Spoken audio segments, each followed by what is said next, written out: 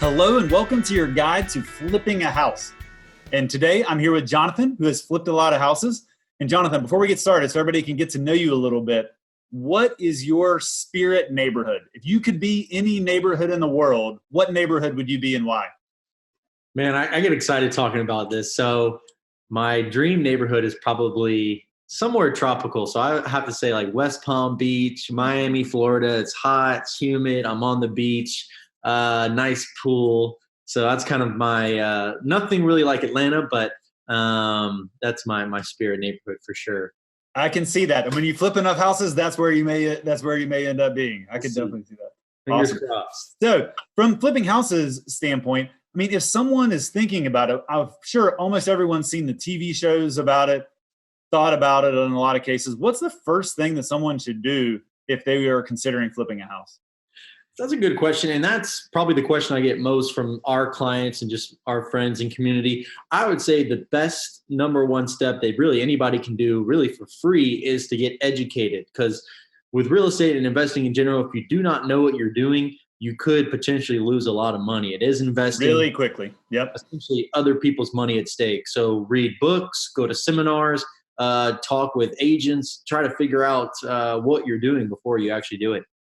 Yeah, and one of the things I love is there's a lot of free information out there. And Exactly. I mean, we have a lot of conversations with people where we can share that information that don't cost anything as well. So you don't have to spend thousands and thousands of dollars, right, to get this process started. Exactly. And Gary Keller, the founder of our company, wrote The Millionaire Real Estate Investor, which is one of the books that I started. It's got a really cool roadmap. So, yeah, number one, get educated. You can do it for cheap. And once you're there, you're kind of ready for your next step. Yeah, so say I've gotten educated. I feel like I'm ready to take some action. What action steps would I take at that point? Exactly. So there's essentially three aspects to flipping a house. Number one is you have to find the right property. Number two, you have to find the money to do it. And number three, you have to find the right contractor or know how to do the work yourself. So For after sure. you've been educated, you have to go out and essentially you have to find someone or you have to find a deal. So how do you, that's exactly right. I mean, I couldn't agree more with those 3 points. How do you find that deal? How do you find because you'll hear people say the money's made on the buy, right? You make your money on the purchase. So how do you do that? Well, I think the best thing, and one thing that I didn't do when we first started, is we didn't pair with a real estate agent that knew what they were doing. So I think step one is to find someone. There's so many, especially in our team as well, so many real estate agents that are investor friendly. That's kind of what I call it. So find a real estate agent that is investor friendly, someone who knows the market better than you do, and they have a lot of connections to get you started in finding your first good deal. So really depends on kind of where you're located and your basic what you want out of an investment. But I would say step one is finding a good agent and somebody who can find those deals for you. Yeah, because you've got to know the numbers when you buy the house. And that's something that definitely someone with knowledge and experience can help you with.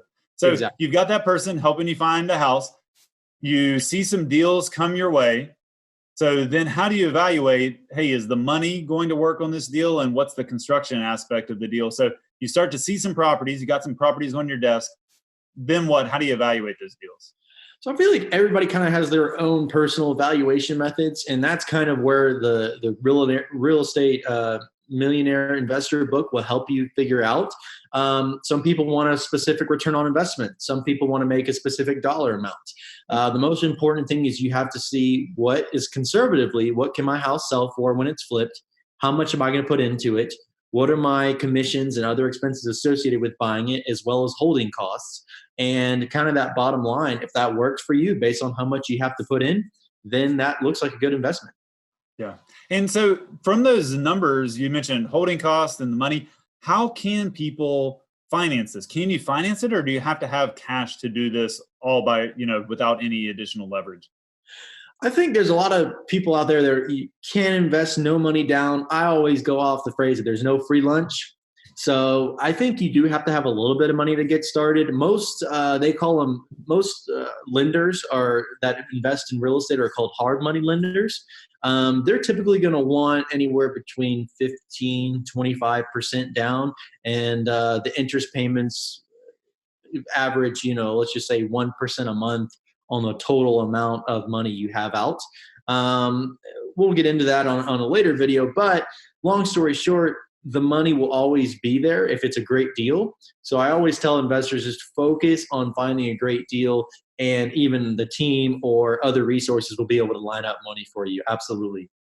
I love that line. If the deal is good, the money will be there. And that is so true. And that can come from a variety of sources, like you said, from hard money, from a partner. And there are some community banks, which we can also connect you with, that will loan on renovations or new construction if the numbers are good, right? I mean, if the numbers are good and if you have a down payment, that they can do that as well. And so, all right, so we found the house. We know where we can get the money.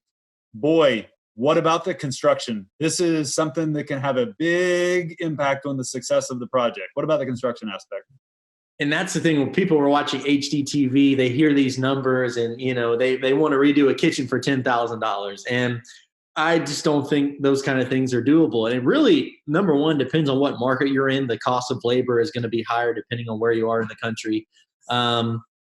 But really, again, it goes back to finding that one good real estate agent or that one good connection that connect you to a whole laundry list of people. But a contract can really make or break your deal. And it's all about establishing trust, establishing the right paperwork with them to make sure, they're contractually obligated to help you. And, getting a second opinion. Don't trust the first contractor that comes through the door or the first vendor. Always get a second opinion to figure out what's the average cost of work in your area and make sure you're paying a fair price. Yeah. And Jonathan, one of the things I've seen you do that I love is, the two biggest variables here are what's the house going to sell for at the end and how much is the construction going to cost? Because the holding cost, once you know what you're borrowing or what your insurance is, your taxes, you can get those numbers accurately. Absolutely. So you have those two variables. I've seen you multiple times say, hey, I'm building in contingency on my construction and I'm building in what is the worst case sales price. And still, does the deal make sense at that point? And when it does, that's obviously when you move forward. I agree. And we always try to do that because I've seen too many investors optimistically price their properties.